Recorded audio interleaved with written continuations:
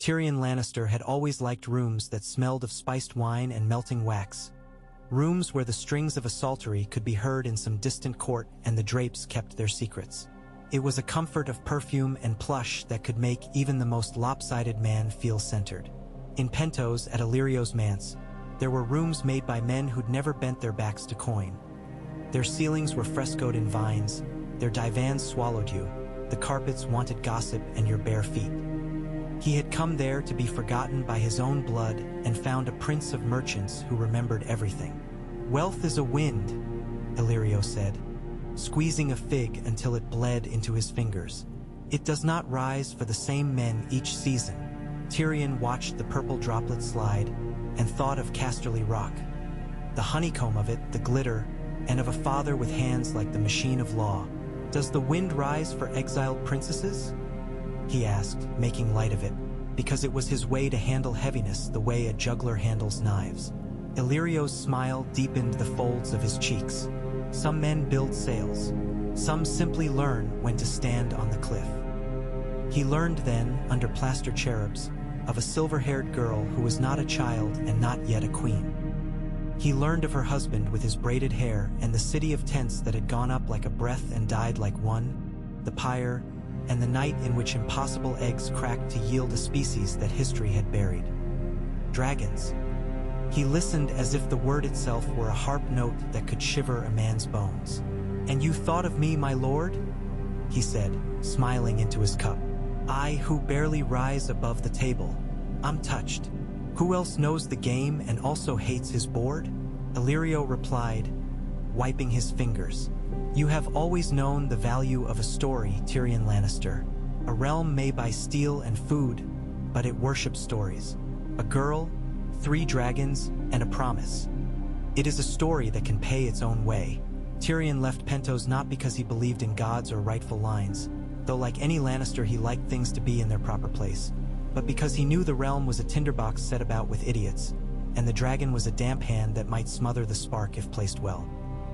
He went with a dozen guards bought for their dead eyes and dogs' habits, and a boy with a crooked tooth who laughed at everything as if each laugh had been payment in advance. They sailed out under a striped awning that snapped when it caught the sea breeze, and Tyrion watched gulls will like careless letters. On the nights when the wind fell asleep and the ship lay humming to itself, he thought of father and daughter. Not his father, though Tywin walked his mind like a stern shade, but a father who had once hidden the fire of a house in his vaults and let that heat go out, and a daughter who might be cruel because cruelty had been her midwife, or wise because wisdom was a younger sister to hurt. He imagined her with hair like a spill of coins and a mouth that could be both blade and bomb. He imagined things so he would not calculate them aloud. In Karth, he learned that men would gild their tongues to gild their gates. He was made to say phrases that tasted of perfume in order to be admitted to a city he did not care to keep, and then ushered through colonnades where the air felt arranged. He saw her in a courtyard where a basin held sky and a thin fountain thread stitched it with light. She wore linen white as a gull's breast and had eyes that saw, truly saw, as if the world were a story she had been told and she needed to find the lie in it. "You are shorter than rumor," she said, and the sunlight caught in her hair like a secret being kept. "I have always found rumor an untrustworthy tailor," Tyrion replied. He bowed, staggering a little to make it a joke. "Your Grace, if that pleases you, I am Tyrion of House Lannister, who has read enough histories to know that dragons and queens are often better paired on parchment than in life. But Illyrio says you are written by a steadier hand." He expected suspicion, and he received it, but there was, beneath it, a hunger, a curiosity, and a loneliness that had learned to be proud. She dismissed her retainers with a flick of her fingers, a sign that said she was used to being obeyed and to regretting it. The 3 shadows that watched from the arcade remained. Yora with his gruff, wounded animal patience. A girl in a tunic with eyes like polished obsidian. A smooth-skinned interpreter whose face never altered even when her voice did, but the courtiers were gone. "I do not need a jester," the girl said, and her chin lifted as if a string had tugged it. "I need a mind that will not drown me." "I am an excellent swimmer," he said, "but if it pleases your grace to test me, do not choose a sea." Choose a paper sea and a wind of rumor, for those are the waters in which I have learned to live. I'm told you have 3 very specific winds at your command. Her gaze flinched like a horse. She did not nod, but the fountain's fall felt suddenly louder. My whole life, Tyrion said softly, and made his voice into something that could be set on a shelf without spoiling. I have watched men set the board in secret and call it fate. I can play or I can flip the table. If you are willing to hear me, I will suggest a 3rd course. We will make a new table entirely. You sound like a man who promises miracles, said the interpreter in her even way. I hate miracles, Tyrion said, smiling without humor. I like bargains. Speak your bargain, said the girl who would be queen. He told her some of it then, what he thought she could stomach in a single draft. He spoke of Westeros as if he were a physician describing a patient. The fever at the heart, the rotting, the proud limbs that did not know the heart was ill. He spoke of his family as if he owed and both truth and contempt. He spoke of Tywin Lannister's craved posterity, of Cersei's narcissism as brittle as sugar glass, of the boy on the throne whose cruelty was not yet a blade but a habit, a set of fingers that had learned only to clench. He described the Reach and the Stormlands, the river lords who remembered affronts the way a miser counts coins, the North which had its own long myth to keep and guard. He did not flatter her. He did not say, I will put a crown on you. He said, a crown is a tool, a realm is a garden, a dragon is a word that means both. And what of men like your father? She said at last, sitting where a swathe of shadow laid silk on her lap. Who take gardens to be their coffers? My father believes in order. He believes in debt as a leash and honor as a lock. If you show him that the leash is wrapped around his own wrist and the lock is on a door behind which he has been shut, he will consider new arrangements. He will do anything to keep his house intact. She looked at him in the moment that followed as if she were tasting a fruit that could be either lush or bitter, and her mouth made a little change that was not quite a smile. I am Daenerys of a house that was burned from its own tapestries, she said. I carry 3 names with me wherever I go: mother, sister, daughter. If you offer me a 4th, peacemaker, I will take it, but not at the cost of forgetting the dead at my back. Then we'll remember them, Tyrion said, and bowed again, this time without irony. But first, we'll learn how to let the living live. Trust is a cloth woven with time and shared hazard. Tyrion poured himself into service like wine into a tall, narrow glass, and discovered that it went farther than he'd thought because the glass was clean. He did not flatter. He did not mock in places that should be solemn, though humor leaked from him like sap and he had to bite it. He was careful with her rage, which was like heat trapped under metal. He was careful with her hope, which was a child who wanted to run ahead. He learned the names of her girls and men and the scent of the tents they slept in when they traveled. He learned the weight of the little dragon that liked to perch by the fountain and kilt its head at him as if he were a toy regal, whose breath smelled of a hearth for a very small house. Path was made Astapor, Tyrion's suggestion, not as conqueror, but as litigant with a dagger tucked up his sleeve. The trick with men who trafficked in bodies was that they viewed paper as the most pliable flesh. He had parchments drawn in 3 tongues and tied with cords dyed the color of virtue. He wrote oaths that bound the unsullied to the buyer's will as long as the buyer's will was not to ask them to die as stock. He made the conditions sound like moral hygiene, something men could boast of while doing what they'd always done. He let Daenerys go into that market with a pit of fury held behind her eyes like water caught behind a dam and asked her, before the dam broke, whether she would prefer to flood a city or reroute a river forever. She gave a dragon for them, yes, because the theater of it mattered, because stories run on theater like ships run on wind, and the slavers jeered as if they were bending a queen. But she did not give the dragon. She traded the promise of a dragon girded about with language that made it no dragon at all. He watched her hand close on a switch and knew that if the slavers had not agreed to the terms, if they had made her bend at the last, she would have bled them in the square with fire. She would have, and he would have stood under the embers like a bad child next to a pot he had broken. But they did agree because parchment is the most flattering mirror. Men stand before it and see themselves as wise. When the unsullied stood, a hinge of men becoming a sword. The city did not burn. The whip Daenerys took in her hand was not a symbol of ownership but theater.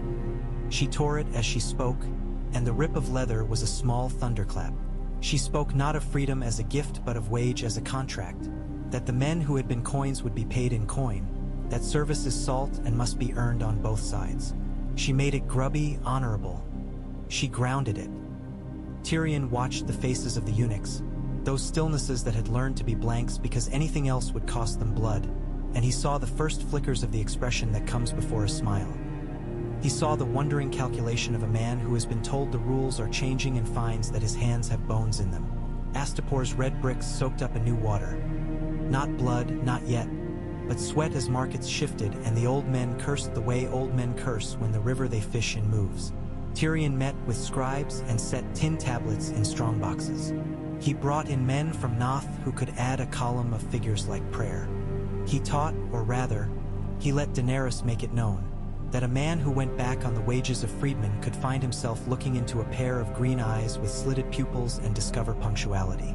Sometimes, he told her when the bile rose in him, when he thought of children branded like cattle and of the too bright eyes of men who had learned to stare at nothing. Sometimes peace is just a long book of rules and a lot of boring meetings. I prefer meetings to funerals, she said. Her voice had grown a little older, and the wind in it did not carry as much sand. Astapor was not Meereen, and Meereen was not Astapor. Cities are like brothers. They resent but resemble. The pyramids were steps up to a sky that pretended to be close and then rose out of reach when you climbed. The masters sent their girls with mouths like knives to smile at him. Tyrion smiled back. The daughters tried to tempt the dwarf in the arrogant belief that shame eats cleverness, and he returned them to their fathers with a handful of new numbers too. Put in their books and a rumor that the queen had in her pocket the names of any man who cut his child for the sake of a ripe marriage price. Careful, he told Daenerys when they were alone in a room where oranges lay in a shallow bowl and perfumed the air with a kind of sadness. When a man's house is threatened, he grows thoughtful. When his daughters are threatened, he grows completely stupid. I don't threaten girls, she said, and there was that dam again, that water waiting. But I want them to know they are not coins. Then let's mint something else, he replied, and he began the project that bored him most and pleased him best.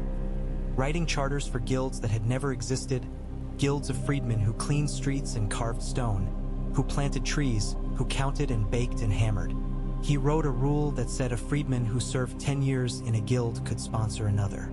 He wrote a rule that said children born of the guild shared a name not of a house but of a craft, and in that way a new nobility could begin. He wrote a small, hidden rule that said a man who could prove he had been castrated as a boy in a city practicing the old law was exempt from a certain tax forever. He wrote that rule for the unsullied. He wrote it because he could not undo what had been done and because the world required you to pay attention to your talents, which meant sometimes you must hide your heart under your ledger.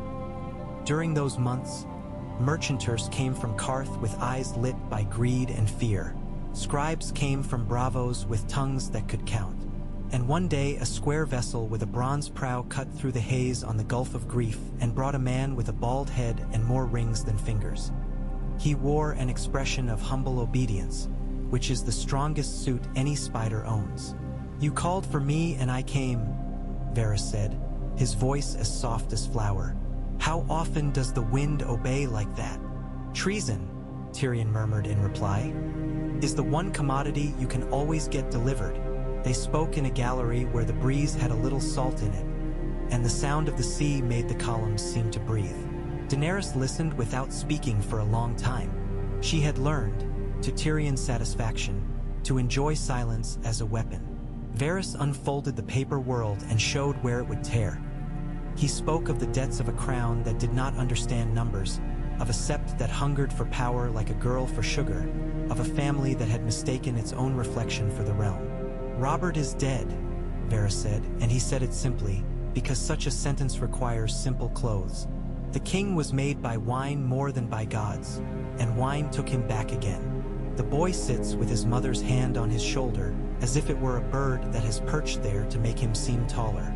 Joffrey, Tyrion said, tasting the name like a bruise on the inside of his mouth. "The boy is iron with no tempering. He will crack." "And your father?" Varys asked, his eyes slipping to Tyrion like eels that had learned to be bidden. "He forge." Tyrion stirred the cup before him until the dark surface made a false whirlpool.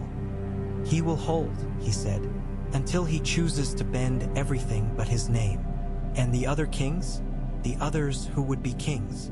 Daenerys asked, her expression smooth.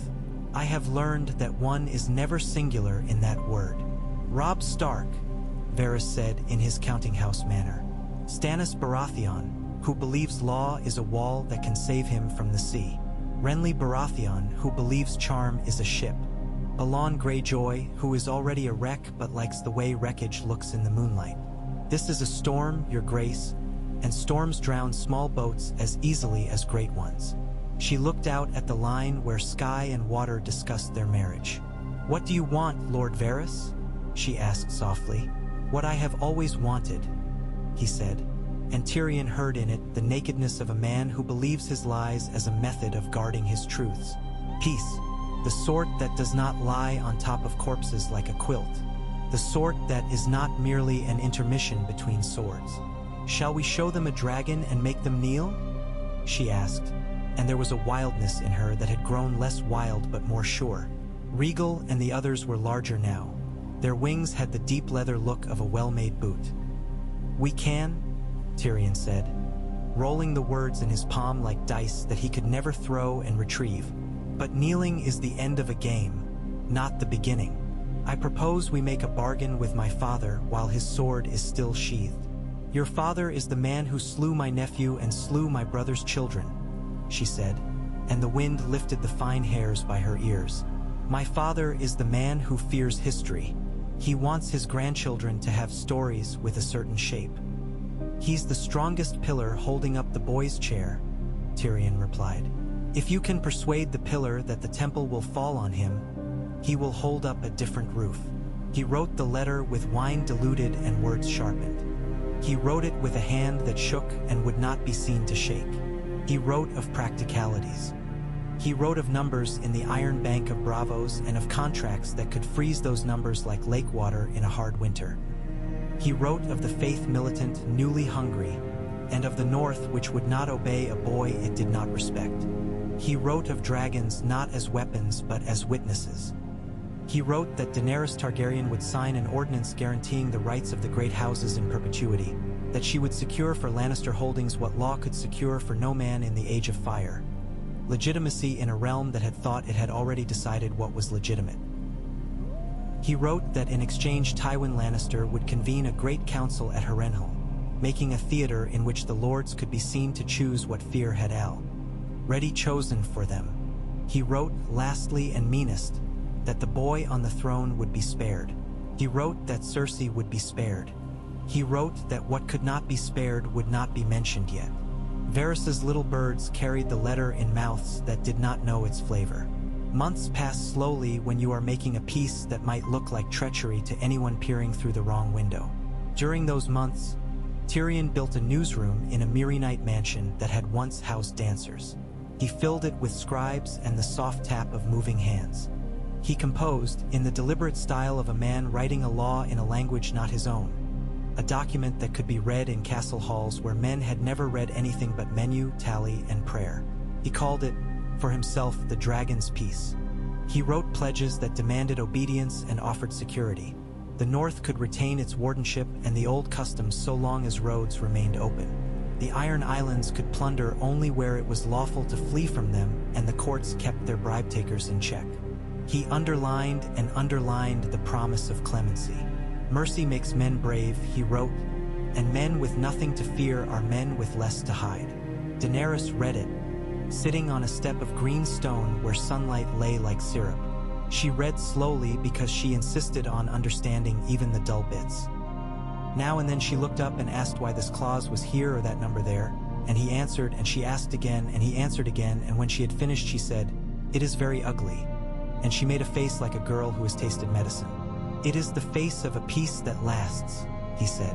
"It promises no one gets everything, and it promises that we have something better to do than count graves."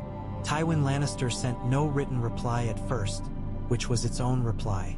Instead, a ship with a red sail was sighted like a cut on the horizon.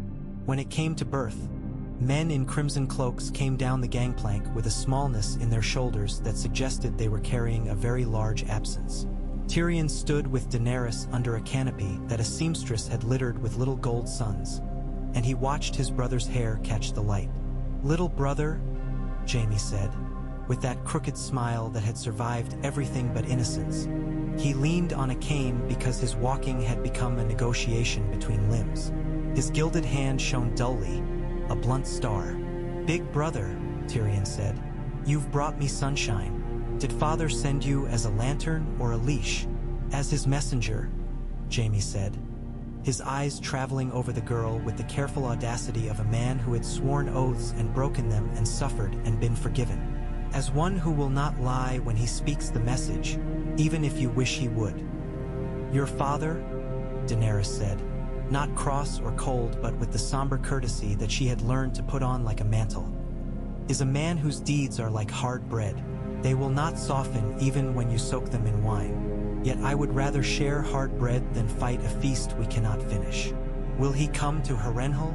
Jaime's mouth made a shape that could have been pain or laughter. "He will," he said. "He mistrusts any gathering he did not plan.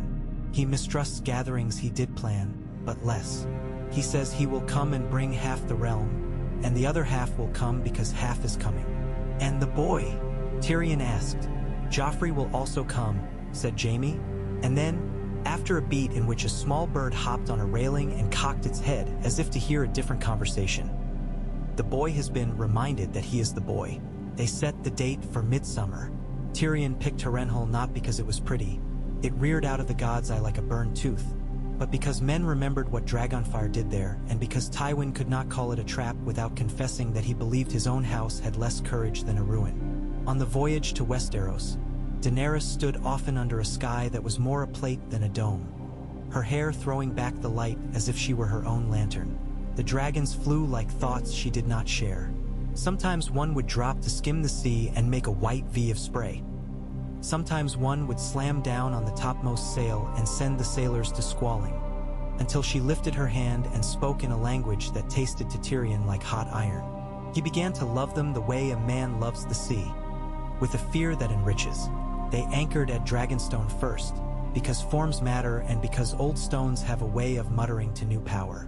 There, in the lava's quiet shapes, she slept in a room where men had once planned the birth of a dynasty and woke with the sun making a thing of gold of her knuckles. Stannis had abandoned the island for his claim.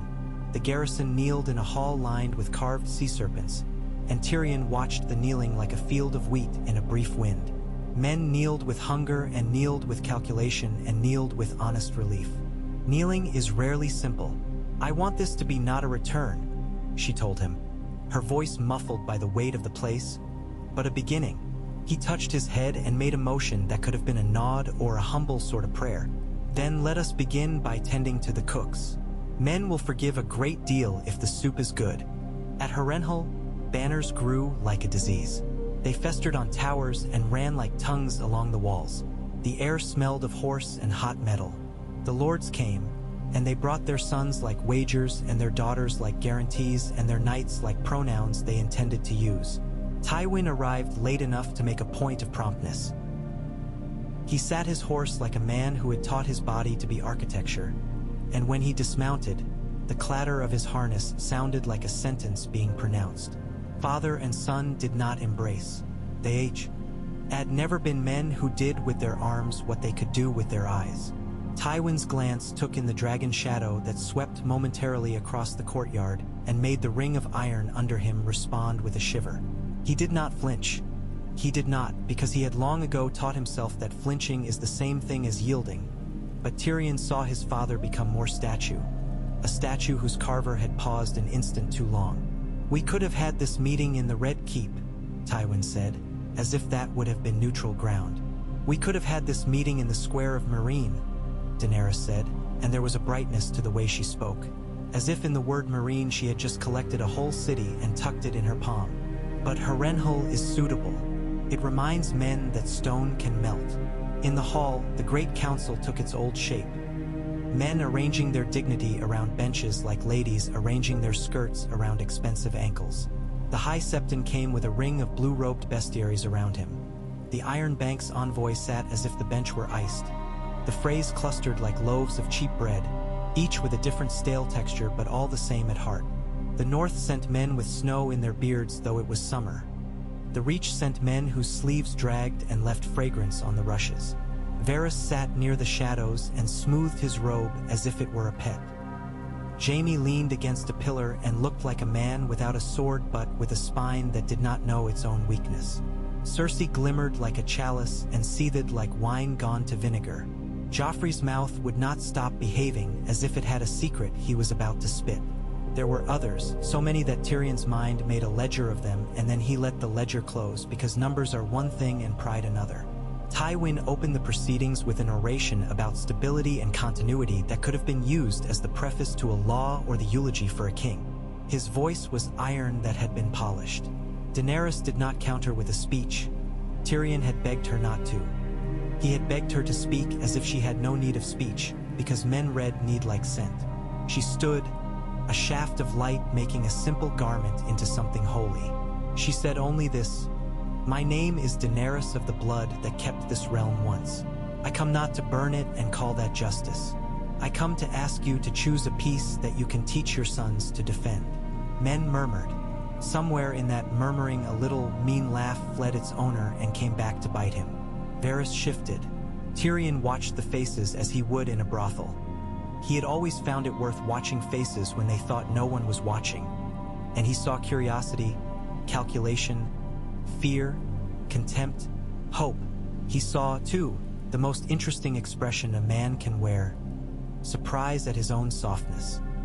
The Iron Banker raised his fingers in the small movement that signaled an appetite for detail. Tyrion rose. He did not stride, because his stride has always been something between a stagger and a dance. He simply rose and let the hall take him for granted.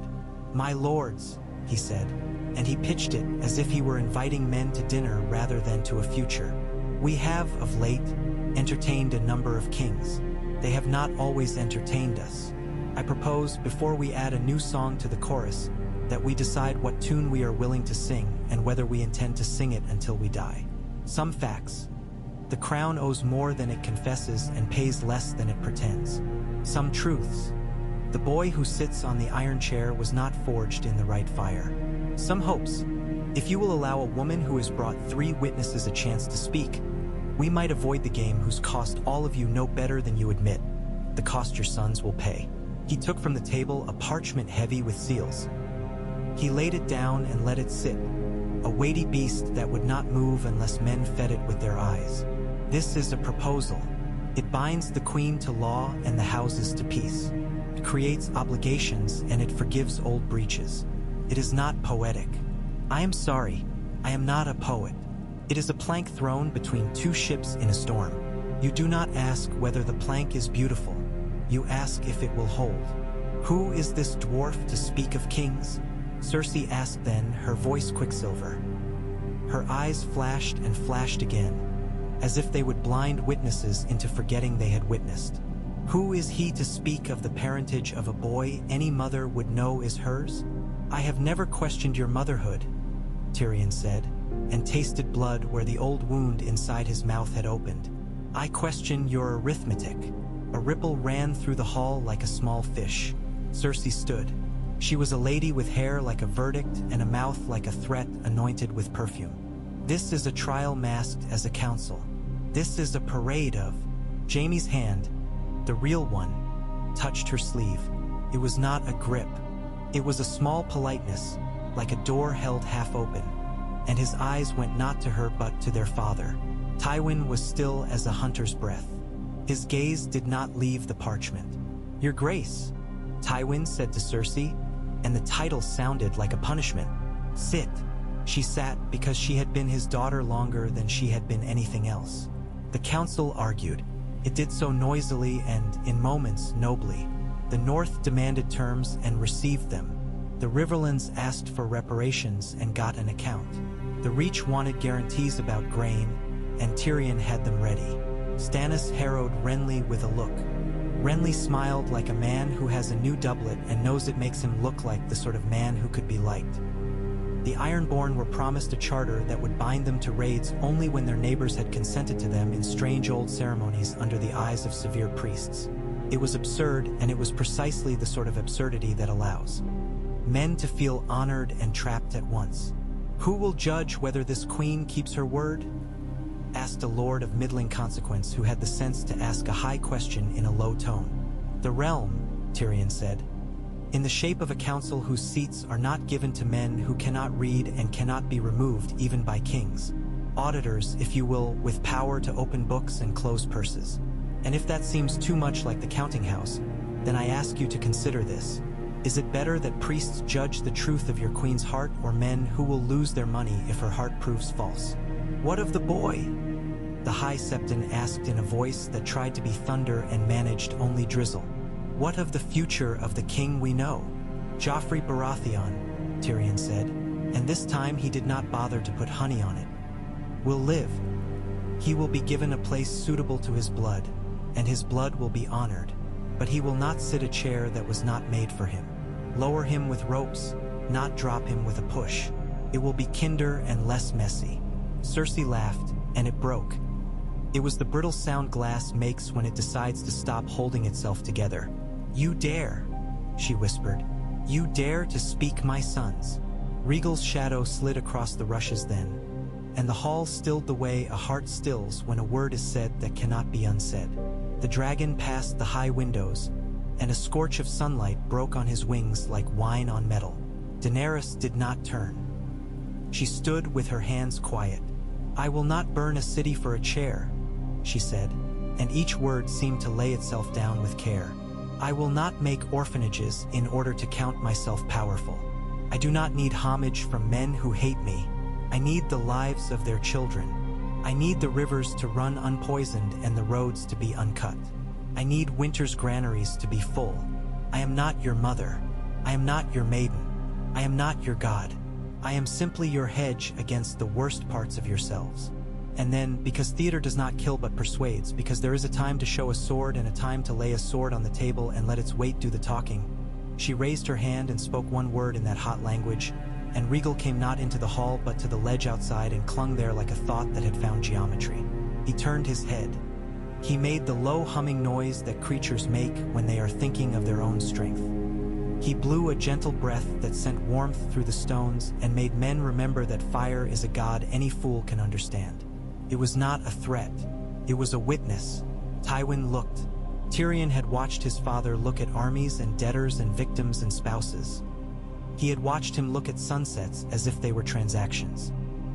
He had never seen his father look at something and consider, in a place beyond fear and beyond greed, the possibility that there could be a different way of doing things because a different thing had returned to the world. Tywin's mouth moved in a chewless motion. He might have been tasting old bread. Then he gave a single nod and put his signet on the parchment. "The peace of the dragon," he said, and he made it unpoetic and solid. "For the sake of the realm, and for the sake of Lannister children who have no desire to be kings or corpses." Cersei's noise then was not laughter. It was the noise a tigress makes when a new keeper walks into her cage and throws away the whip. Could have become anything: panic, blood, farce. But Jaime's hand remained a gentle thing on her sleeve, and something of what they had shared, something of their childhood when they had hidden from a father's sternness behind door frames and giggles, returned to her face like a ghost and stilled her. She looked at him and did not forgive him, but she did not break. The charter was sealed. It was not sealed once. It was sealed in a dozen rooms over a dozen days as men who had not understood it at first came to feel the shape of it under their fingers and decide whether to like or loathe it. Tyrion walked through those rooms like a man policing his own dreams. He whispered where whispers were best. He thundered where it would seem like proof of sincerity that a dwarf could thunder. He ate with men whose fingers were greasy and whose minds were as quick as their knives. He slept when he could not stand. He dreamed, when he slept, of coins that sprouted wings and flew to nests where girls laughed and ate and learned to read. Varys came to him one night while the frogs sang on the shore and the moon drowned itself in the god's eye. "You did it," he said, and for once he didn't make it a question. "You have made peace, Tyrion. Whatever else they make of you, you are that rare thing. A man who wrote a dull book that saved lives." "Praise me more," Tyrion muttered, pulling at the cork of a bottle as if it were a tooth. "I may start to like myself, and we can't have that. When men like themselves too much, they start wars." "Wars have been started for less," Varys said. "Wars?" came another voice, and the gravel in it could only be Davos Seaworth's. The smuggler stood awkwardly in the doorway, as if he feared to bruise the night by entering. "Wars end and start again. The North sends word that the winter they promised has put its hand on their shoulder." "The North always says winter is a person," Tyrion said. "Perhaps it is. Perhaps that person is standing in a flayed man's doorway asking politely to come in. What does the Night's Watch say?" "They say their ravens choke on cold," Davos said. "They say the dead are behaving as if the gods have lost interest in what is proper. They say a thing that once was a man with eyes like worn glass led dead horses to graze on a frozen river." Tyrion drank because the alternative was to think too long. "Well," he said, "I had thought to save people from their own appetites. Perhaps I moo. St also save them from being dinner." He did not take the news at once to Daenerys because he knew her temper and her heart. He needed to bring to her not only the horror but the plan. He set scribes to write a fast version of the charter he had always intended to write next, the one binding the realm to the wall as if it were a limb. He wrote that each house would send grain in measures agreed and men in numbers determined by lots to serve on the wall for winters numbered not by years but by weathers. He wrote that the punishment for failing this duty was not death but fines heavy enough to empty chests and, worse, shaming heavy enough to empty halls. He wrote that an army is not only a sword but a stomach and a story, and he set about making sure both would be filled. When he brought the packet to Daenerys, she was standing on a parapet with her hands on the lips of the stone, feeling the day's heat leave. Her dragons were not there. They had begun to make their own choices about the sky. He curled his fingers around the edge of the packet and did not hand it to her at once. He spoke, instead, of the first story he had ever loved. A boy trapped in the belly of a beast who cut his way out by telling the beast a joke it couldn't resist and laughing until his knife felt like part of his hand. He spoke because he needed his voice to be steady when he said the words, "The dead walk." She did not ask him to repeat it. She did not laugh or frown or say any of the sensible things. She leaned her forehead against the stone and made a small sound that might have been a prayer but was probably just air leaving her. When she looked at him again, her eyes had the depth of certain wells, the kind with ropes and buckets that squeak all day. "Then this piece," she said, touching the packet with a fingertip. "This is not what you wanted at all. You wanted a lullaby. We need a call to arms." "I wanted a lullaby," he agreed, "but not as a drug, as a way to make men sleep when they should, so they can wake and fight when fighting matters. This piece will let us put swords where swords must go, in the hands of men on the ice." She took the packet. She read. She sent for the priests and the lords and the smugglers and the men whose opinions make nothing and matter everything. She said, "We will not call to arms with fear, or rather, only with the amount of fear men can hold without turning to fools. We will call with wages and with honor. We will send our dragons north." "Your Grace," Tyrion said, gentle as he could be, which was not very. "Dragons are not good in cold. Neither are dead men," she said. "But the cold does not ask whether the good consent." Word went out from Harrenhal like a flock leaving a tree. It landed in keeps and hovels. The Iron Bank opened its drawers and the coins inside glittered like the eyes of small gods, because money is the most devout of divinities. The Faith, after much muttering and some bargaining that Tyrion would rather have swallowed hot stones than conduct but did nonetheless, proclaimed that dying at the wall would be counted not as killing oneself by going out into the cold but as an offering approved by. The legalities of piety grew too thorny to recount, but the result was that men's mothers would be able to sing about it. Pipers in the Riverlands wrote ballads that made the Night's Watch sound a little handsomer than it was, and handsomer is often enough. Grain carts rolled. Swords were sharpened. Tailors and kings landing cut black cloth in great bales and turned to their apprentices and said, "We are making suits for night." Jon Snow returned to the wall from gambits that had left a map burned into him where lovers and enemies had been and gone. He came back with eyes like winter birches and a patience that had been fed on hardship. When he heard the rumor of dragons, he laughed once, not unkindly, and said, "If the gods wish us to have allies as arrogant as the cold, they will send them." At Eastwatch by the Sea, when Rhaegal first cleaved the sky as if to prove the sky was something that could be cleaved, men fell to their knees and then, because their knees were cold, got to their feet and gaped and slapped their friends and pointed, and a few went on kneeling because they had never before had anything so fine to kneel to. Daenerys landed in a spin of snow that made her hair look like the stillness in the heart of a storm. She looked older there not because the cold ate youth, though it does, but because she stood in the place where the world's story had become very simple.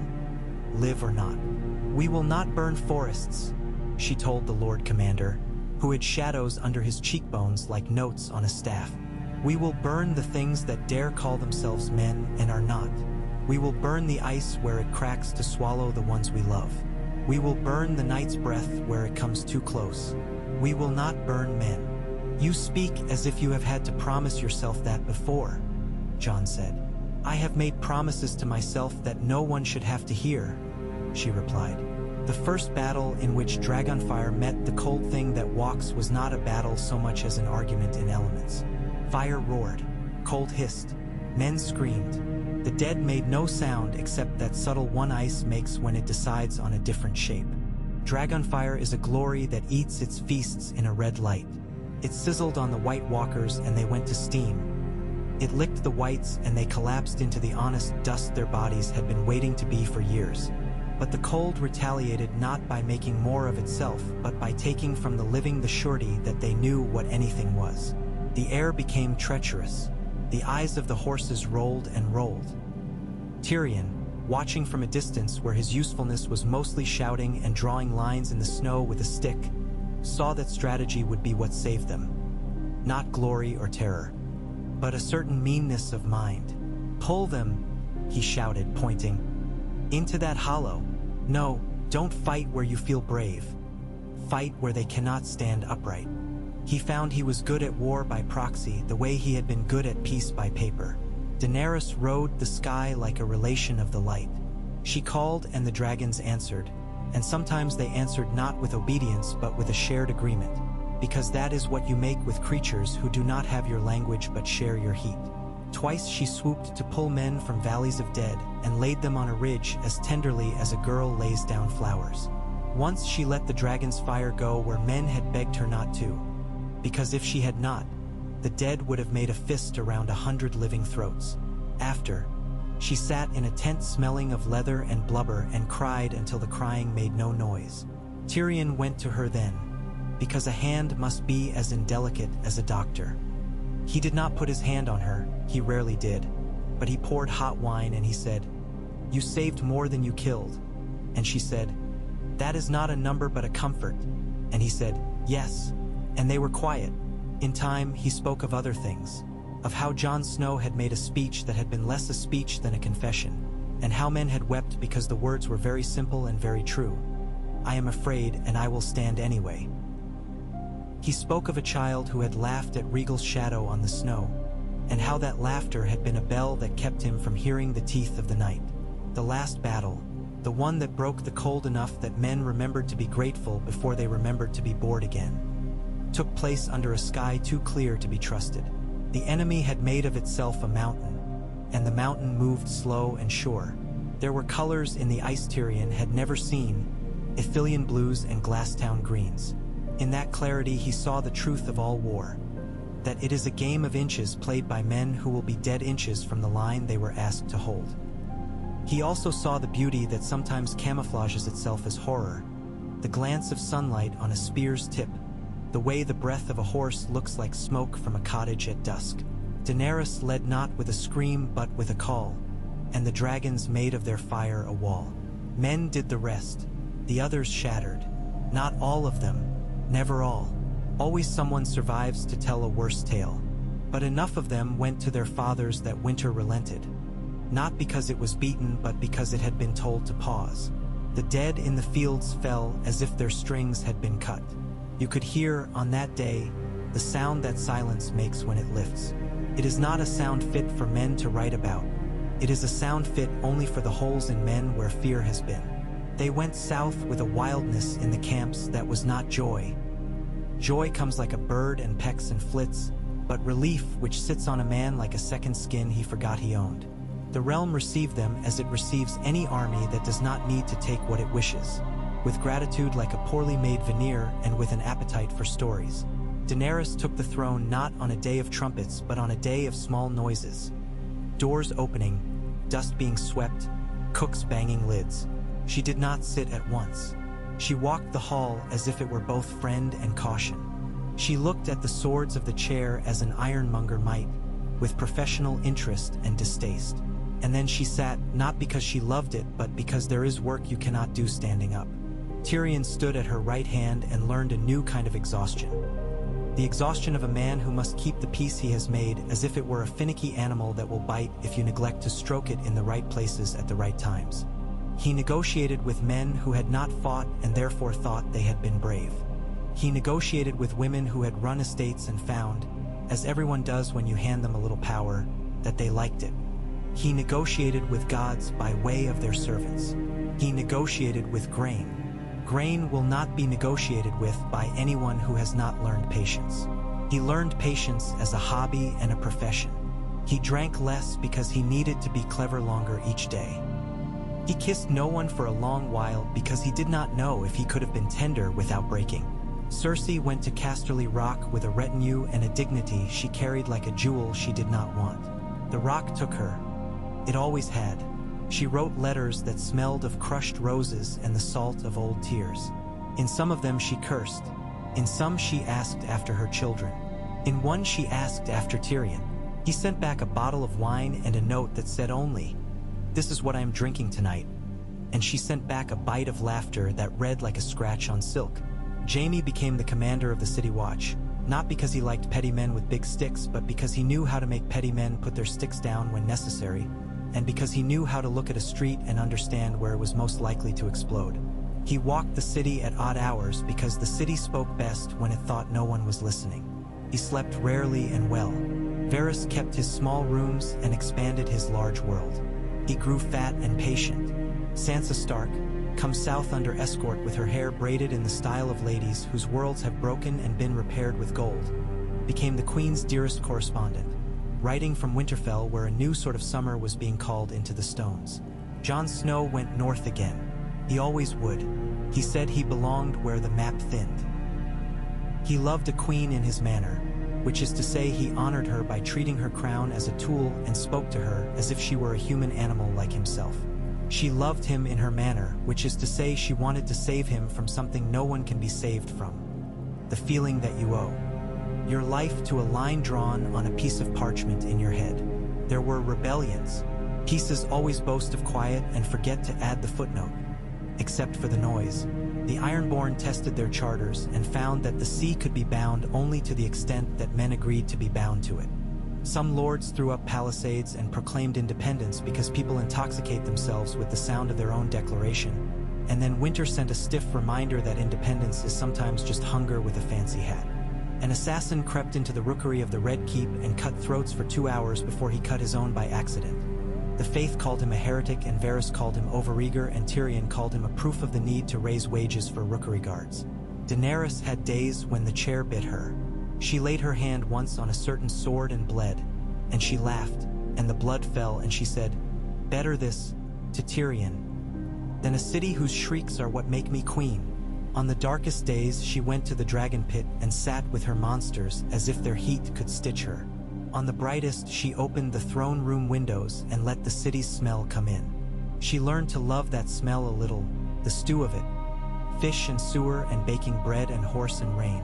She walked with children through the market lanes when she could, not in disguise. Disguises for men who wish to lie to themselves, but lightly, with a small guard and the look of a person who expects not to be harmed. Expectation is an armor too. Once, Not in summer, but in a tender autumn, when the leaves above the street of flower looked as if they were pretending to be coins for a play, Tyrion went to the roof of the Tower of the Hand and stood very close to the edge. He wasn't thinking of falling. He was thinking of the way the city sounded as a chord. High voices, low wheels, a pulse of hammers. He remembered the night he had come to Daenerys with a plan in which the world would not end in a tide of fire but a tide of sentences, a tide of sealed agreements. He thought of the men he had tricked and the women he had outmaneuvered. He thought of a boy who would have been a king and was not, and who lived and laughed anyway, though not as much as he might have if the world had been different. He thought of Tywin, who had died with dignity in a bed because even with peace a man cannot unspool the string of himself to rewrite it. He thought of Shae, and he did not think of Shae. He thought of Bronn, who had become not a lord but a lord's very expensive friend and lived well. He thought of the weight any man asks a queen to bear and whether he had been right to ask it. A raven came and perched near him, clacking its pale beak, and he fed it a bit of crust. He had always liked ravens. They were practical. They endured. They enjoyed jokes, which is to say they enjoyed theft, and a good joke is a theft that makes everyone richer. He thought, I stole a war. He didn't smile. He did not believe in pride as a useful spice. He believed in gratitude as a bread. He watched the smoke from 100 chimneys lift and unknit itself in the wind. Later, when the nights had grown longer but not cruel, Daenerys came to him while men were arguing in the next room about tariffs. She wore no crown because a crown is a public thing, and she was only here to remind herself privately that she had friends. She leaned her hip on his desk and picked up a stone he kept there. A smooth, dark thing that had once been part of an egg that had once been no more than an idea. You did what you promised, she said. I promise many things, he murmured. You promised to teach me how to make a table, she said, rolling the stone in her palm. And we made one, and it holds. We must keep it polished, he said.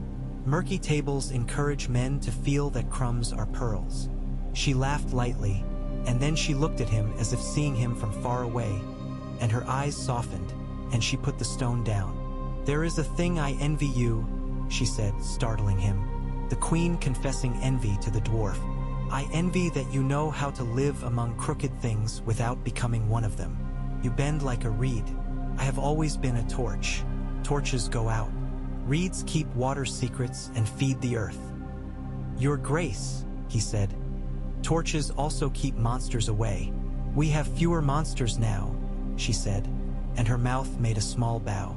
After she left, the men in the next room decided to close the ports of Duskendale for a week to count the barrels passing through, and he let them have their victory because counting was a way to teach them to pay attention.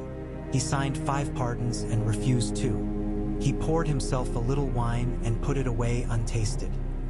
He took from his drawer the first draft of the Dragon's Peace, and he looked at the smudges there where his hand had tugged as it wrote. He kept that draft to remind himself that even an ugly thing, well made, can save the world from being uglier. Word came from Bravos that the Iron Bank had decided to issue a new coin stamped with a dragon's head on one side and on the other a hand. It was an insult and a compliment, and it pleased him because of its ugliness and because it would spend the same as any coin. Word came from Old Town that scholars had begun writing treatises on the lawful rights of men who served on the wall, and that those treatises were boring and good. Word came from Dorne that children were memorizing their new family names, the names of their guilds, and that mothers were correcting them with the small pride mothers taken saying, "You are wrong and I love you." There would be other storms. Peace is not a conclusion but a craft. There would be famines in pockets like unsown corners.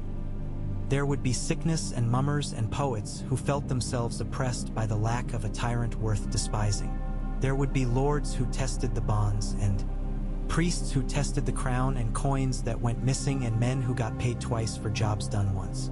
There would be petitioners who built their lives around one grievance and refused to climb down from it even when offered a stair.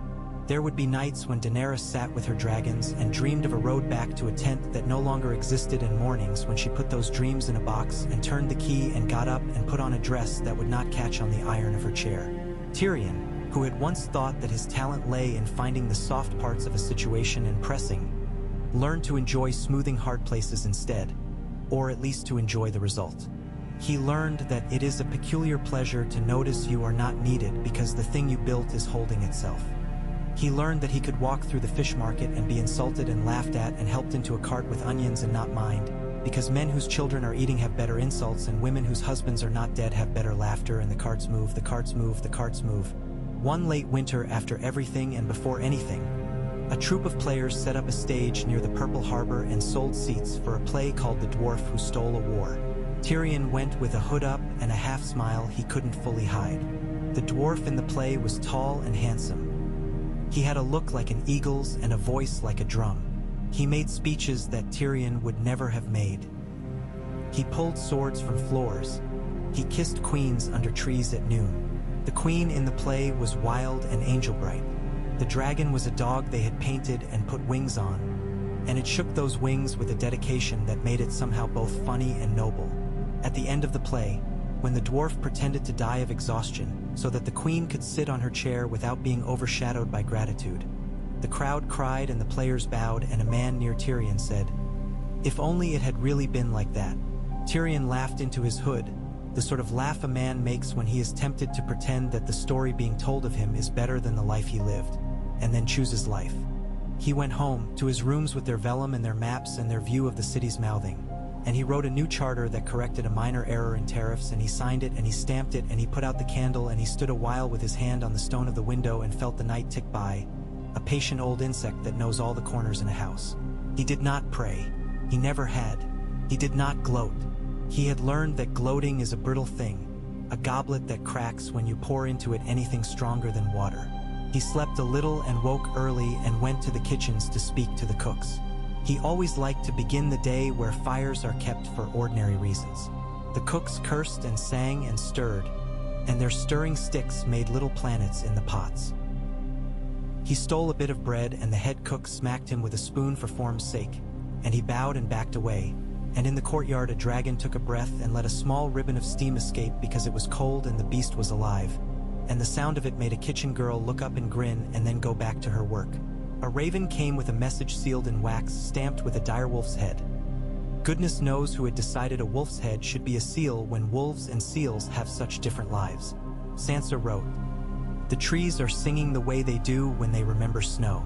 The river breaks slowly. A woman I met in your city told me that when she was a girl she thought a queen drank rubies. Now she knows a queen drinks water because it is what keeps the voice steady. Tell me something funny." Tyrion dipped his pen. He told her about the dog in the play, about its earnest wings, about how the crowd had wept at a dwarf who was nothing like him and precisely like him. He told her about a boy in the Hall of 100 Candles who had tried to count them all and had fallen asleep with his mouth open like a little cave. He told her about Jaime dropping a wooden sword and swearing with the ingenuity of a sailor and a prince, and about a fishmonger who had said the price of eels would be low forever because the queen had frightened the eel gods. He closed with a drawing of a fish wearing a little crown. He never had been good at drawing. He supposed the crown looked like a loaf. Years would pass. He would grow old in the way men do who drink less and eat better and carry in their minds more numbers than names and carry in their pockets more lists than money. He would write new rules and cancel old ones and apologize and refuse. He would love now and then and be loved now and then and frolic once or twice with a girl who liked his jokes. He would dream sometimes of Meereen and wake with a taste of orange in his mouth. He would die someday, and not soon, and not in a bed or on a privy or under a dragon, but in a chair with his hand flat on something written and his eyes half closed, listening to a city that had learned to sing in a key less shrill. As for the war, the great one, the one bards prefer because it gives them rhymes for blood and fire and fathers, no, it did not happen. It ended before it began. Like a storm your nose predicts and then the wind forgets to finish. The stories that were told instead were duller and kinder. They were of audits. They were of summers like bread with no stones in it. They were of boys who grew up without learning how to hate other boys whose banners were different colors, and of girls who learned to read and then became so annoying with their facts that their brothers rolled their eyes and loved them anyway. They were of a queen who wore white sometimes and red sometimes and once, to please a child, a gown the color of a dragon's eye.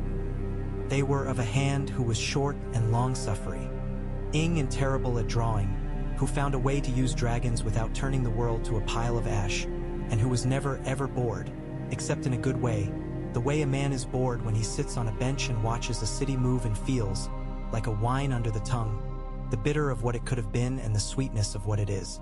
Tyrion learned early that there are two ways to catch a spider, with smoke or with a jar.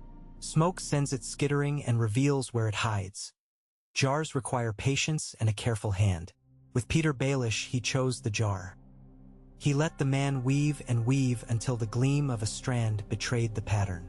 The jar he chose was ledgers. He asked for them in the tone of a man asking for salt. He asked often. He asked in letters that smelled faintly of spilled wine, and in person with a smile like a courtesy a man might regret. He asked no questions about murder or marriage or kisses given in stairwells and poison set gently in cups. He asked for sums and receipts and loans and promises. He asked the small folk how long ago the coin had left their hand and whether it had ever returned disguised as charity. He asked the harbor masters of Gulltown and the customs men of White Harbor to send copies. He asked the Iron Bank for a list of notes that the crown had quietly pledged to honor on a day that never came, and what collateral had been suggested for them. He asked until the asking itself changed the shape of the rooms in which men counted. When the ledger jar was full, he put the glass to the light, and there the spider was. Varys sat with him as they went through the columns on a winter afternoon in a solar where the sun was a reluctant guest. "You see," Tyrion said, tapping the parchment with a fingernail that had ink under it. "Here the King's Landing granaries borrow from the Baelish blending house of the Vale, for delivery at Michaelmas. Then here the blending house borrows the same amount from the Crown's agents in Gulltown, for delivery in Martlet's Moon. Then here a man named Cale Rivers, do note his name for me, I like it, sells a third of the debt to the Iron Bank at a very good rate, only to buy it back at a slightly worse rate using a letter from a septon with very beautiful handwriting. And here, oh here, we find the Crown's collateral. Not gold, never gold, but favors, and favors carved out of law." He laid down the quill, his smile thin. "Law is the only coin Baelish thinks inexhaustible."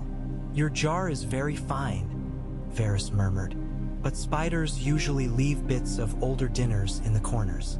Shall we look there too?" They looked and found meal chits exchanged for kisses, and widows' pennies doubled and tripled and scooped off again with the resignation of a man sweeping crumbs, and promises to a boy in the Vale whose mother's love had been turned into a pulley with which to lift other men's fortunes. Tyrion took those and locked them in a smaller jar.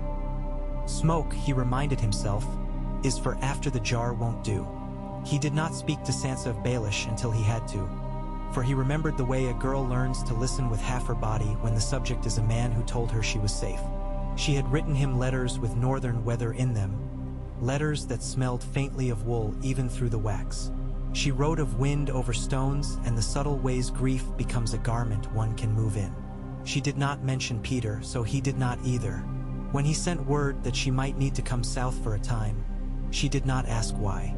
She came because some part of her had always known that if there was a wolf in the valley, it would not show itself until she was there to smell it. The Eyrie in winter is a needle through the sky. The air around it tastes as if it had once been a knife. The mountain held the castle the way a stern nurse holds a child. When Tyrion stood again in the high hall where once he had watched a sky door make a man into a falling story, he felt the old vertigo in his bones. Lysa Arryn sat thinner than memory and softer at the edges, but with a mouth that retained its old talent for accusation. Beside her, the boy Robert toyed with a hawk that looked embarrassed by the whole business of human affection. Petyr Baelish stood as if at a gather he had arranged, his smile a tasteful glaze. He wore a pin of a mockingbird and a robe that had cost a man's yearly wage and meant less to him than the way it hung. "Lord Tyrion," he said, in that voice that made light of heaviness and heaviness of light, "I trust the climb did not tire you. For myself, I try never to climb anything I can buy. I have always preferred ladders myself," Tyrion said, letting his eyes run over the stones as if he were admiring the masonry. "They make it so simple to see who pulls them up. Your Grace," he added, bowing to Lysa, "I recall the hospitality of your roof and that I left with my life. I am grateful." Lysa looked at him the way a hawk looks at a rabbit that seems oddly patient. "You have brought a queen to our country," she said. "You have brought dragons, and you bring papers, always papers. When my lord husband lived, his maesters brought papers too. They suffocated him slowly with facts. Papers, your grace," Tyrion said, laying a packet on the table between them, "are the only things that can choke a man like Lord Peter Baelish without going to all the trouble of a strangle." Peter's smile did not move. "Shall we look?" he asked lightly. "Shall we all read together? Nothing brings a house closer than a shared account." They read. Lisa tried, and her eyes glazed, and then cleared, and then glazed again as Varys, who could make numbers sound like a parable, explained patiently where the coin had come from and where it had gone, and how certain names, if one moved them just so from page to page, were the same man wearing disguises of ink. They read about the death of Jon Arryn, not in the numbers of coup. RSE numbers are good at crimes but coy about murders, but in the letters that promised advantage to follow affliction. They read about a ring purchased and a ship sold and a promise made in a far hall where heat never came to the corners. Sansa stood very still. She did not read. She watched their faces while they read. She had learned, in the north and then in marriage and then in a brief hideous exile, that faces tell stories numbers lack the grace to recite aloud. When she spoke, her voice was not the voice of a girl who had sung about nights in a city that smelled of bad wine and stew. It was the voice of a woman who had learned that knights are sometimes men who do not know how to choose between staying and going. "You told me once," she said to Baelish, "that I should learn every song the realm sings so I could know which ones to hush and which to let be sung. This is not a song. This is counting. Counting has no music. Why did you make me think it did?" Peter's eyes, which were as careful as a cat's, flicked to Lisa and back. "Because it is kinder to hear certain truths in a tune," he said. "Because a child learns better with a melody. Because I loved you." The silence that followed that last was its own music. Lisa made a small animal noise. The boy Robert squeaked and then went quiet because someone had taught him that quiet is often better than noise in rooms like this. Tyrion looked at Sansa. She did not flush. She looked at Peter as if he had stolen a word she had intended to use and spoiled it with his mouth. "You loved a game," she said.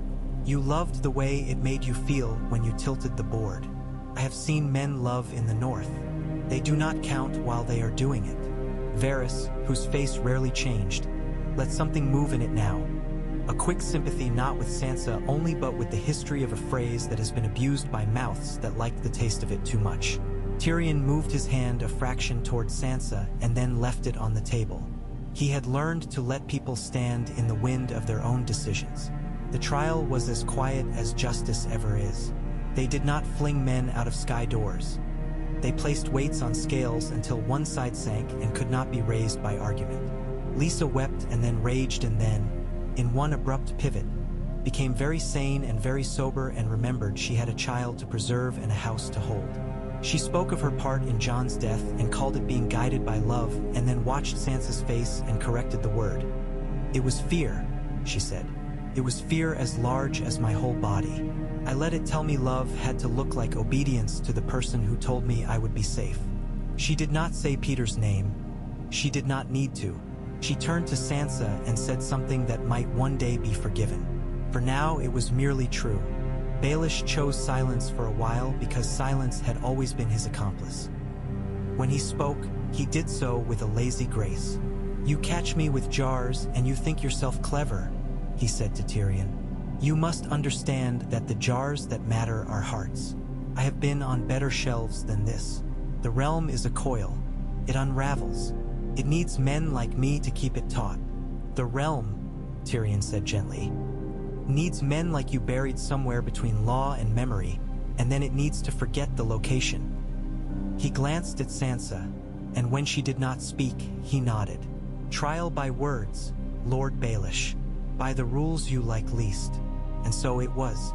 The Vale, which had tried for years to be a mountain above the sea of the realm's troubles, became part of the mainland again in the way that matters. It accepted a verdict delivered by a body of lords not its own, and in doing so, it joined itself to the table Daenerys had built. Baelish went to a cell under the icy windows where dawn looks like stone. He wrote letters thin as breath. He asked for secret meetings. None were granted. Sansa went to him once, and she listened to him say the word love again and again until the word became ridiculous, like the sound of a spoon on a pot, and then she said, "I will not let you into my songs." And the next day the cell was empty because Tywin Lannister had written once that certain deaths must be administrative or they become banners. Peter Baelish ceased to exist. The jar, now empty, was placed on a shelf in Tyrion's mind and labeled, "The cost of giving boys too many sums and not enough lessons in mercy." Sansa returned north with a steadiness that made some men say she had grown cold. She had not. She had learned the temperature of the world. She made the kitchens at Winterfell the warmest rooms in the north and the hall the fairest. She asked the old women who remembered songs to sing them, but she also asked them to show her how to slaughter a goat and salt the hides. She sent the best of those old women south to King's Landing to teach classes in how to keep a hall without wasting, and she paid them more than they would have believed coin ever paid for knowledge of soup. She wrote often to Tyrion and sometimes to Daenerys, and sometimes she wrote nothing and sent a sprig of a northern shrub that smelled like snow after rain. When Arya came at last to Winterfell, it was by night with no fanfare, and the only witness to her arrival was a dog that had forgotten it had once belonged to someone else and now belonged to the idea of home. She had traveled as a boy and as a girl and as a shadow and as a story. She had worn other faces and sometimes found them more earnest than her own. She stood before Sansa and shed them all. They looked less at one another's faces than at each other's hands. Arya's had new scars like cities on a map. Sansa's had a callus where a pen rests and a small cut from chopping leeks. "You survived," Sansa said. "So did you," Arya said. They did not embrace extravagantly. They made room for the other in a circle that had been empty. Later, over a fire that Pu led smoke up into the rafters and made stories out of it, Arya said, "I thought I had no home. I thought home was a knife that stayed in my hand. Then I found that if you step through certain doors you hear the house breathe. And if it breathes when you step through, it remembers you. I learned to have a house in my head," Sansa said. "I had to, or the house I was in would have eaten me. I am glad to put the house in my head inside this one again." Brienne arrived in the snow like a banner. Her horse's breath made little ghost chansons around its head. She looked at the two Stark sisters and remembered a vow she had sworn once in a shadowed September. It had been purely spoken and sincerely meant and constantly frustrated. When Sansa put her hand out and said, "Stay," the big woman nodded once, and something in her face loosened, as if 80 knots had been cut at once. The North taught peace like a craft. Robb Stark laid down a crown he had not been permitted to enjoy and took up a title older and more stubborn, and found it fit better. Warden of the North tasted less like wine and more like bread. It stuck to the ribs. He married when it made sense to marry, and not when sense had been turned over by a cartload of love. Walder Frey fumed and made small treacheries in small rooms, and found that small treacheries made men laugh when once they would have made them bleed. The twins lost a toll gate or two to new roads laid cunningly around them. Scribes drew loops and lines across maps and put the phrase where the maps said they were. Inconvenient, unavoidable to a point, and no longer sovereign. Roose Bolton learned that under peace a quiet man does not thrive if he participated in any mischief that requires candles and a handkerchief to wipe the blade. The gaze of a queen who reads reports was on him as a cat's gaze is on threads. He wound himself tighter and tighter until he could hardly breathe, and then he breathed out slowly and discovered that in this world, suffocation was unnecessary. South, in a city with shutters like eyelids and a harbor that always mutters, Jaime Lannister built a city watch that could be trusted. It was long, unglamorous work. It smelled of leather and swore as often as it prayed. He found that wooden swords were better than steel for much of what he needed to do, and that certain punishments made men not repentant but inventive. He sent the Kettleblacks to guard the dung barges after they had been caught inventing two with their fingers in purses. He told them it was an honor. It became one, after he arranged that the dung barge guards were fed better and cheered by bakers because the streets ceased to stink as much. A city is held together by 20 little lies made true by the cleverness of a man with a schedule. He walked the alleys at dawn with a cloak thrown over his shoulders and his hair tied back, and he watched women scrub stoops and men empty night buckets and the children of both run and throw peelings at one another. He slept well because he had made himself a life that made him tired in the body, not only in the soul. Cersei wrote him a letter in which she asked whether he intended to sleep with the city entire. He took an afternoon to answer, because the answer he wrote would be kept somewhere and one day read by a boy who wanted to understand his father when both were old. He wrote, "Sister, I have discovered that vows are useful tools when you choose them, and chains when someone else does. I choose mine now." He sent it. She did not reply for a month.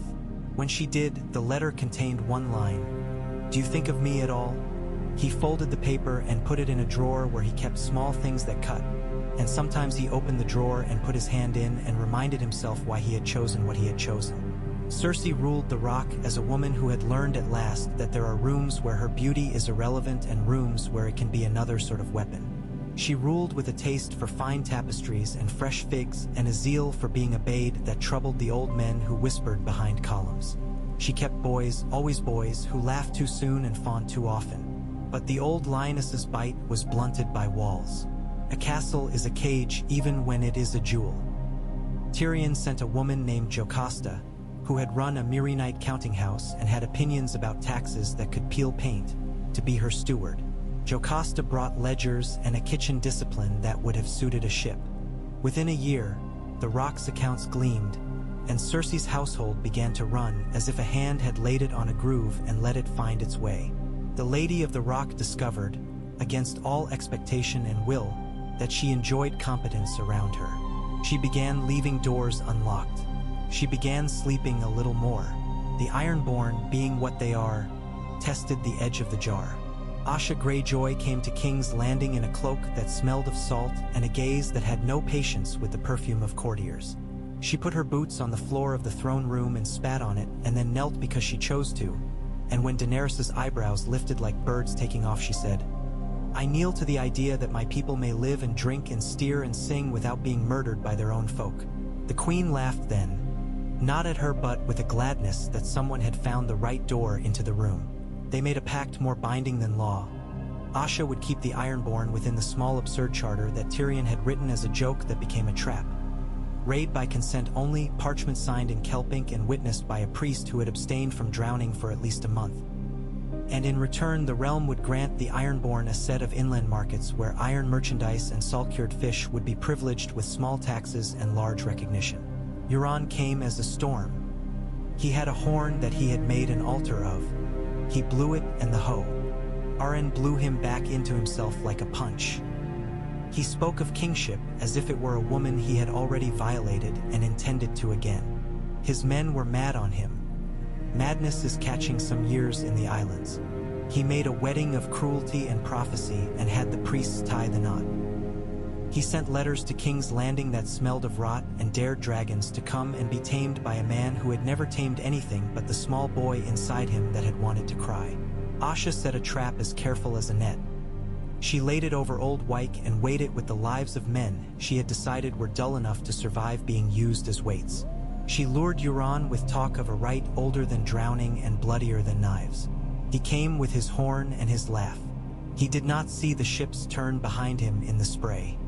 He blew the horn. It screamed and so did he, blood out of his nose and ears like a boy with a fever. He was bound, and not by dragons, by the wrists with rope, to a spar on a ship that turned west as if the sunset were a tavern. He did not die. He lived long enough to be a story told to boys who asked why certain kinds of men must never be allowed near certain kinds of magic. In Dorne, Doran Martell read newspapers and laws and letters and reasoned as only a man can who has taught himself to walk quietly through a house full of rattlesnakes. He did not send Arryn north with marriage on her saddle. He sent her with questions and with a talent she had always possessed and rarely had been allowed to use, the talent for naming what she wanted. She stood before Daenerys and said very simply, "We would like for you to stop thinking of Dorne as a problem you have not had time to solve. We would like to be part of the shape of the realm, not an ornament. We would like our laws respected and our daughters married when they choose and the memory of Elia to be carved into the court's mind like a thing that will not wear away." Daenerys listened and said, "Thank you for telling me what you want. and Tyrion almost laughed aloud in relief, because most of the time negotiation is a painful process of teaching people to say the first thing that should be said. They had skipped the worst part. Arianne and Daenerys liked each other in the wary, amused way that women who have survived a great deal like each other, recognizing not their mirror but their kinswoman. They arranged, between them, that the Dornish custom of equal inheritance would be the realm's example rather than its exception in certain domains. A careful start, not a proclamation, and that Myrcella Baratheon, still a guest of Sunspear, would be treated not as a bargaining chip but as a goddaughter to the house that had taken her. Myrcella wrote to her mother and to Tommen and to Joffrey and to Jaime. She wrote to Daenerys with a hand that became firm over the months. She wrote, sometimes, to Tyrion with a wry humor that made him want to pour himself a glass of wine and argue with her about poetry. Joffrey himself had been sent to the Stormlands with a man as unyielding as dry bread to teach him the laws of measure and the customs of men who would take his head off if he forgot their names. Randyll Tarly taught without raising his voice and with a stick near to hand. He taught Joffrey that cruelty is lazy. He taught him that a lord who is feared in the morning and tolerated at noon will be dead before dusk. Joffrey lost weight and found a spine under his preening. He learned to sit a horse properly and to look a man in the eye and not blink even when he wished to. He visited villages and hated them at first and then, to his own astonishment, began to like the way they functioned when no one interfered. He liked that a baker who made good bread had no need to be flattered. He fell from a horse trying to jump a dry stone wall and broke his arm and wept like a boy because the pain permitted it and then swore at himself because the man he was trying to be could not.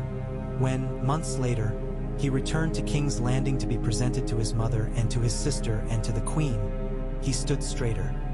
He did not look like a prince. He looked like a young warrior of middling talent who had decided to be useful, and that is a fate better than most boys are given. Stannis Baratheon grimaced and accepted a role for which he was perfectly suited and which brought him no joy. Master of ships without the title but with all the work. He counted ropes like a miser counts coins. He walked decks. He had men flogged rarely and precisely and for the reasons that make sailors respect men. He came to court as seldom as possible. When he did, Melisandre shadowed him with eyes like banked embers. She had once thought the whole world a wick and herself its flame. Now she acted often as if she were uncertain if the candles deserved the light. She looked at Daenerys and saw fire that needed no god. She looked at Jon Snow when she came by chance to the wall, and saw a man who made no claims and carried more promises than anyone had given him leave to. She told him nothing. She fed him a little food that had been blessed in a language 1 degree warmer than common speech. She burned no children. She learned the art of making fire that cooks and warms, and she kept her visions in a cup with a lid. Samwell Tarly wrote letters to the Citadel that had the one virtue scholars can never resist. They were surprising and correct. He wrote of whites and their behavior in the presence of obsidian. He wrote of the breath of a dragon reflected back from a wall of ice and what it did to the men who stood too close. He wrote, timid and excited, of hearts that beat not with blood, but with something colder. He sent bundles of dragonglass. He sent maps painfully drawn with mittens on. He sent Gilly's laughter written down as if it were a species. The Archmesters harumphed and annotated and sneered, and then, because truth has a smell that scholars cannot miscall even. When they wished to, they changed the curriculum. Sam returned to Old Town for a time, and he took the vows that would make him a maester if he could refrain from interfering with other men's business. And he discovered to his joy that the new order did not forbid intelligent interference. He built a small order within the order, men and women trained as auditors of the realm's obligations and the crown's promises. He argues with Tyrion in ink and friendship and occasional exasperation until their letters looked like a map of two minds that had learned to trust. Bran sat with roots in his mind. He did not become a king of sticks and stones. He became a listener. He listened to ravens and to water and to wolves. He listened to a sound in the earth that was neither song nor speech but better than both. He wrote to Robb and to Sansa and to Jon with a hand that grew more delicate as his body grew less cooperative. He told them when a thaw was likely. He told them when a certain crop would take if planted before a particular moon. He said once that the old gods and the new were different names for the same listening. Men under him planted where he told them to and harvested when he said to, and they did not always give him credit because it is the fate of prophets to watch their prophecies be claimed by sensible men with good boots. But Bran did not mind. He was a boy who had wanted to run. He had found a way to be everywhere worth running to. The dragons grew as things do that eat and are not hunted. Tyrion feared them more as he admired them more. He visited the dragon pit often. He listened to the handlers speak to the beasts with a grammar of whistles and steady breath. He watched Daenerys on mornings when she wore a padded leather coat and no crown and smelled of the sweet iron scent of dragon scales. Drogon bore her like a mottled knight, regal, more contemplative, went where there were higher winds and brighter cold, and returned with a dusting of frost on his wings that melted into droplets that steamed. Viserion chased gulls and let children point at him from the safety of a parapet and startled. Still, a little when he saw his own reflection in leaded glass. There was an incident with a shepherd and a sheep and a fire that ran faster along dry straw than anyone intended. The shepherd came to court and fell to his knees and pressed his forehead to the stone and said nothing at all for such a time that the court shifted on its feet and Tyrion sighed. When the man did speak, his words were slow and clear. He asked for 3 sheep and a new roof. He asked for an apology from the queen. He asked for the handlers to come to his village and show him where not to bring his flock when the beasts flew low. He did not ask for blood.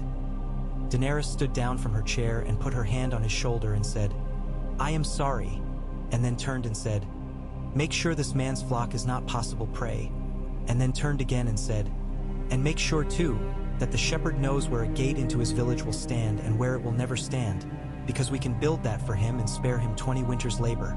The court murmured. Tyrion felt the small ache in his chest that is the friend of men who witness a simple good thing being done without pride. There were crises that had nothing to do with war. A sickness came in from the river that turned men's lips blue and made women sleep themselves into fever. The faith wanted to close the city. The merchants wanted to keep it open. Daenerys listened to the maesters and to the washerwomen and to the sailors who had seen this before in other ports. She ordered quarantine in a row of houses that had stood empty since the last lord who'd owned them had died without heirs and none had wanted to take on the expense. She ordered a river gate closed and a sea gate opened to allow medicine in. She ordered bread distributed by hand in places where men would not be tempted to crowd. She ordered the queen's own hand, who was not Tyrion. The hand is a person and the queen's own hands are hands. To visit the quarantine nightly and pray not with a priest but with a practical word. Past. It could have become a banner for men who want to say a queen knows nothing of the city below her. It became a story men told about the year their children did not die. On a spring morning when the sky was the color of forgiveness, a ship with black sails and a gold company of men upon it came into the Blackwater. Tyrion had expected, his head full of old gossip, a young man with dyed hair and a name that had been a flag and a lie. What came down the gangplank was a tidy man with shoulders that had learned to carry other men's dreams and a careful expression that had learned to be the place where other men put their hope. He introduced himself as Aegon. He did not call himself Targaryen. He let others do it or not do it, and there was cunning in that. He bowed to Daenerys with a deference that was either genuine or performed so well that genuineness no longer mattered. Varys, who had been unusually quiet for a week before the arrival and unusually neat, went and stood at the edge of the hall like an unimportant man. Tyrion watched him and did not betray his watching by even a small motion of his eye. The queen asked Aegon what he wanted.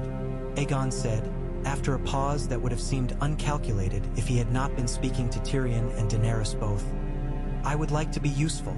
He asked for no throne. He asked for a place from which he could learn the realm and the realm could learn him.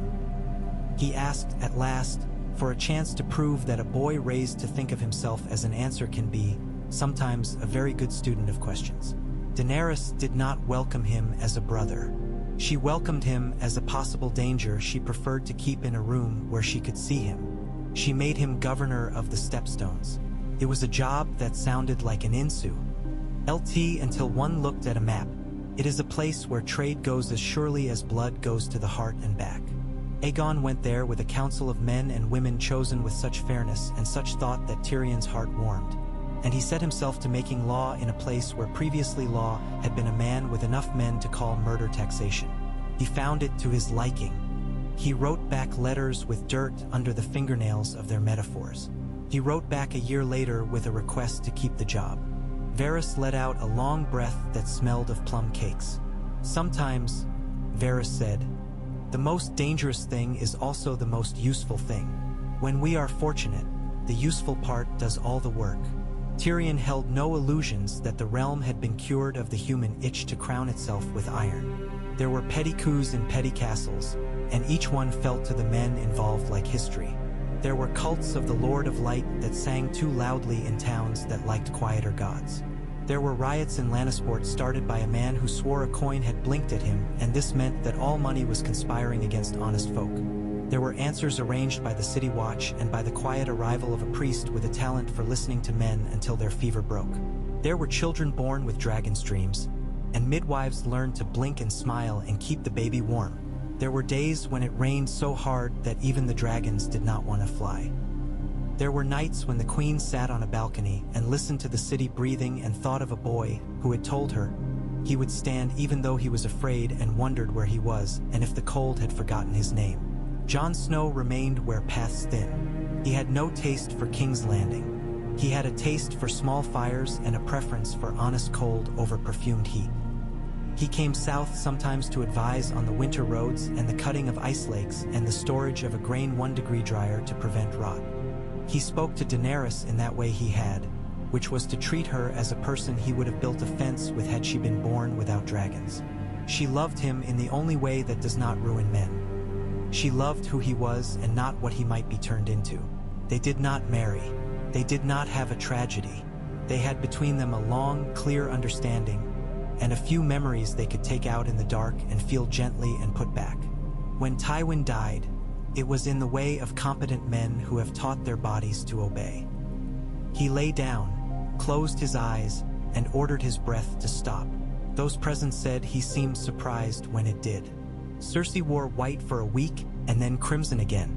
Tyrion returned to the rock for the rites and walked through halls that had once been a maze of disdain and found them quiet. He stood in a room where he had once been told his birth had killed a mother and looked at the fireplace stone by stone and thought, everything ends. He took with him to King's Landing a little lion toy made of wood he had found years ago under a chair in an out-of-the-way chamber, a thing some child had lost and no one had missed. He put it on his desk, kept him honest. He had always thought himself far from sentimentality. He discovered that the right sentiment can be a brace for a weary soul. Years turned as gently as a mill turn. There were festivals and new laws. There were special judges to keep the peace that had been built on paper and then on habit. There were guild feasts where freedmen toasted the woman who had given them a way to structure their pride into work that fed their children and the realm. There were mistakes. There were unpopular taxes that nonetheless did not starve anyone and went away when they were not needed. There were art shows in the squares where painters who had once painted banners for hired killers now painted the faces of women selling onions. The curve of a dragon's wing as it folded in, the straight, tired back of a city watchman asleep on a stool, the subtle purples of dawn. One year the river rose more than was comfortable. It pawed at bridges and promised mischief. Tyrion went in a boat with a boatman who did not care who he was and pointed with an oar at the places where the piers had been poorly set. Here, the boatman said, and here, you people never ask the water where it wants to go. You tell it, and she laughs at you and eats the places you told her to leave. Tyrion laughed and paid him handsomely and hired him to do the telling. He made a council for water, and on it sat men whose hands were rough and a woman who had counted floods instead of numbers. They informed him that a river and a queen are similar. They have moods. If you respect them, they will not go out of their way to drown you. When word came from the east that Meereen had become anxious and then obstinate and then riotous in a new way, Daenerys did not return with a sword. She sent Missandei with a stack of charters and Grey Worm with a polite number of Unsullied and a quiver of letters from men in Westeros who had gone to those cities 30 years ago to buy and now wished to buy things other than flesh. Glass, steel, cleverness. She sent coins and sent a promise that all products of slave labor would be taxed in Westeros 3 times as heavily as those made by free hands. And then she made that promise law. She sent a musician, She sent a teacher who had once been a slave and now had a temper like ginger and a way of explaining to children how money works without making them cry. Riots end faster when they have music and a job to do. Missandei sent back letters written with a precision that made the paper look proud. Grey Worm sent back none. When he returned after a year, he had a scar that smiled despite him. He had a piece of silk in his pocket that he took out at night and touched with 2 fingers as if reminding himself that softness should exist. When the FAI, militant, newly clothed in respectability and old grievance, attempted to push the realm back into a kind of holy yoke by walking armed through streets and judging girls who wore their hair too free and boys who laughed too loud, Jaime met them at the September of Baelor with 100 men who carried nothing more threatening than short staves and the knowledge of how to hold them. He asked the High Sparrow, who had risen not from the gutters but from the uneasy beds of certain noblewomen's fits of charity, to define sin in a way that matched law. The High Sparrow could not. The Queen stood on the steps in a plain dress that made her look younger and wore no jewels and said, "The gods do not need your swords." And then she did something both brave and political. She knelt and asked for forgiveness for the sins she had committed in her heart. The militant looked ridiculous, which is the most dangerous thing a zealot can look. Within a season they were back to sweeping the sept steps and helping the poor and reading no letters of law that did not look like mercy. Tyrion grew older. His hair, which had once been the color of straw that a horse overlooked, went white in streaks like chalk on rock. His walk became more of a very sophisticated wobble. He learned to enjoy moving slowly because it allowed him to notice where a city needed oil or light. He took a lover or 2, careful women with eyes that had seen too much and had come out of seeing with their humor intact. He drank wine that tasted now less like courage and more like curiosity. He read books at night and underlined with a cautious hand. He had a scar on his lip from biting back words at a council meeting, and another on his palm where a paper's edge had reminded him that words are like blades if you press them wrong. He met with Davos sometimes on a dock that had been rebuilt better than it had been built before and listened to the smuggler tell a story about a boy who had wanted to be a knight and had become, instead, a good man. He sent gifts to Gendry, tools mostly, and received in return a horseshoe that had bent in a way no hammersmith would claim as pride and a letter that said, "I am making better ones." He wrote to Old Town and learned what the stars did not intend to do. He wrote to Winterfell and learned what the snow had already done. He wrote to Bravos and promised them that many things would be as they wished, but not all. He wrote to a woman on Noth who had thought the world smaller and was glad to be wrong. He wrote to Jorah Mormont once, and the letter came back with a stain on it he could not identify and a single added line. "I am well, tell her so if she asks." Jorah never came to court again. He sailed and then stood somewhere high and found that his breath and the wind spoke a language his soul could live in. In the Street of Flower, children played at dragons and kings. The dragons were considerate and asked permission before they pretended to burn someone. The kings were mocked, as kings should be, until one little girl stood with a stick on a pile of barrels and said, "I will keep your soup from boiling over." And the boys laughed and stopped laughing because they had eaten burned soup and did not care to again. Street mummers made a show called the Quiet War where a dwarf walked across a rope stretched between 2 houses carrying a ledger instead of a sword, and a woman in white held the rope steady. The rope did not break. People clapped because secretly everyone loves to watch a man not fall. On an evening of late summer when the smell of thyme and fish had an argument in the air, Tyrion sat in a garden where the bees wrote their tiny hymns and Daenerys came and stood very near him and said nothing for a time. They had learned to like silence between them. It is the second language of people who use the first very hard. "It is never finished," she said at last. "This piece." "No," he said. "It is an animal we keep fed." "I thought dragons would be the hardest thing I ever handled," she said. "I thought men would be easier. I was wrong." "You were wrong," he agreed, smiling. "But you were also right. Dragons are dragons. Men are dragons pretending to be sheep, and sometimes sheep pretending to be dragons. It is exhausting sorting them." "I am tired," she said. "Then rest," he said. "That is why we built a table to lay our burdens on. That is why we taught other hands to hold the table up when ours are shaking." She nodded. "Sometimes," she said, and she looked very young for a heartbeat. I wish to be a girl again with 3 eggs and a future that was all a story. The story was easier than the life. The story, Tyrion said, was shorter, but not better. She smiled. You never flatter me. I flatter you by not flattering you, he said. And besides, you have a dragon who will know if I lie. She put her hand on his shoulder very briefly, and then took it away as if she had remembered that queens must be careful with tenderness if they are not to break their own bones with it. We did not end war, she said, as if to correct the page of her own mind. No, he said, we taught it manners.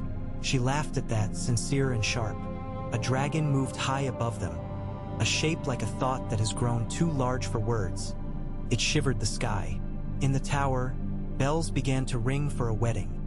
Some minor lord to some very patient lady.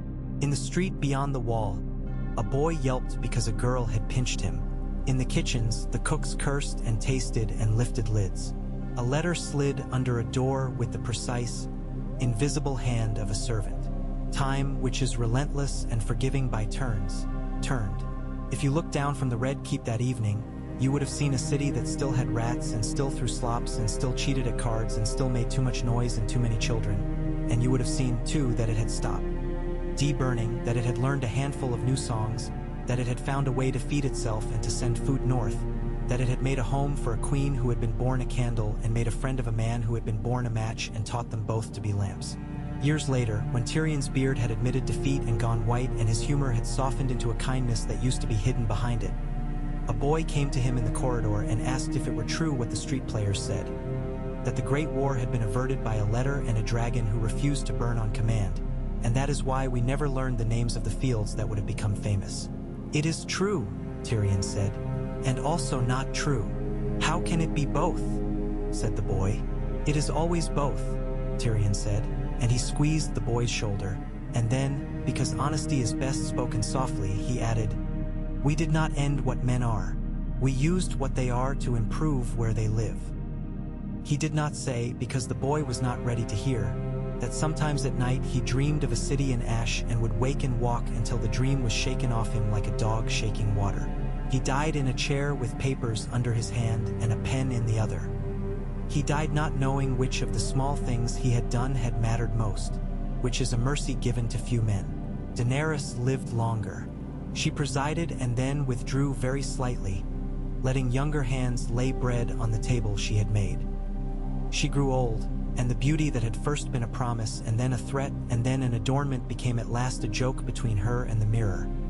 She laughed at it, and the mirror had the good grace to throw the laughter back. Drogon died somewhere beyond the sea where no man will be disrespectful enough to look for his bones. Rhaegal went north and did not return. Viserion flew low over a fishing boat one dusk in a summer that never learned to be cruel, and the fishermen stood with their mouths open and forgot to draw in their nets. The dragon wheeled and then was gone, and the fishermen's children told the story every year when the fish were lean and the men needed to remember that wonder exists. Sansa ruled the north gently, and with a sternness that came from knowing stern is just another face of care. Arya left and left again and returned again. She found that home is a thing that allows for leaving. Jon Snow sat with a cloak around him beside small fires and thought of names. He would not speak for fear that speaking would wake the dead he had laid to rest. Jaime died on a street in King's Landing, a very old man who had been walking and had decided to sit down. The street quite intelligently made room. Cersei died in a bed with the sea audible through a window she had ordered kept open. And for one whispered hour before she went, she forgave herself. Varys lived long enough to be contradicted by the reality he had made possible. A peace that did not need him. He retired to a house with orange trees and listened to children complain about how boring everything was and felt a pride that went down to the roots of him. Men wrote plays. Scribes wrote histories. The boring parts took up most of the pages. Those are the pages that save lives, if you let them. They were read in rooms where children with quick tongues and quicker wits asked, "Why is there no battle here? Why are there no heroes?" And their mothers and fathers answered, "There are. They are paying the baker." If you listened very closely, some nights when the wind came from the river and the smell of herbs and fish had made a peace with one another, you could hear the city purring, a big, contented noise, and beneath it, like a drum only the old hear, the sound of a table being set.